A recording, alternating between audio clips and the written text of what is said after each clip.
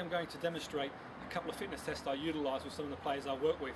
The key aspects of these tests are to be able to identify a player's speed over multi-directional movements, and also to be able to change direction and be able to coordinate their movements and to be able to accelerate and move backwards and forwards. And these are key movements in football. In football, a lot of the running is done laterally, say side to side or forwards and backwards. It's very rarely that we run for long durations in a linear movement, straight run. Although it is important also to test players' speed over a linear movement, say over 5, 10, 20 meters.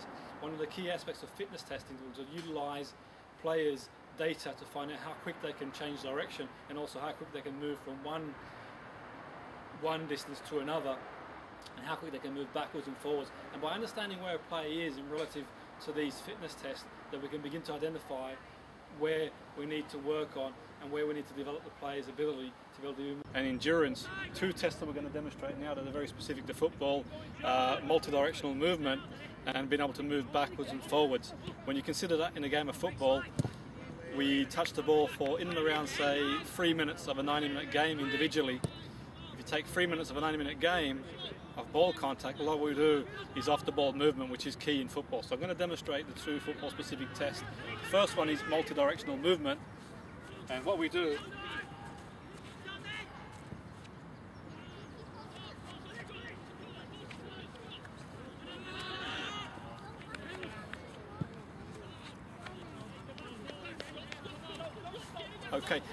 as you've seen there, is we run around the cones multi-directional. So we run around one cone in one direction, then we run around the other cone in another direction, which is key. So first of all, we start from the baseline.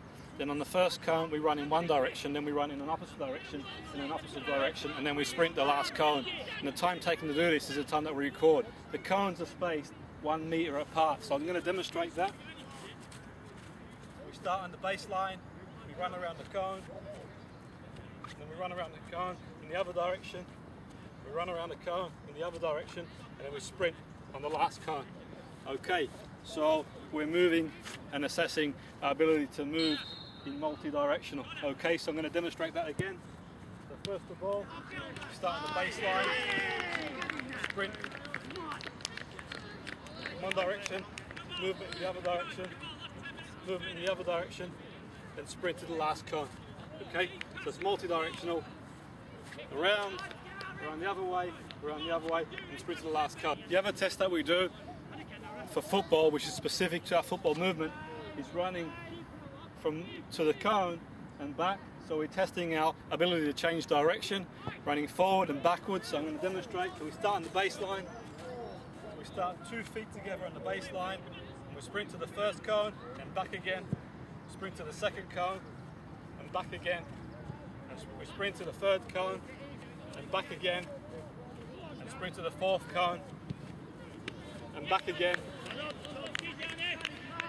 And for both tests, the way we calculate our time, upon the first movement of the player's first movement, so as soon as the player takes off, we start the watch, and we stop the watch when the player finishes on the baseline for the forwards and backwards movement. For the first test, we start the watch at the baseline, so the player goes round the cone, and back around the other cone, back around the other cone, and then sprints to the cone. As soon as they go past the final cone,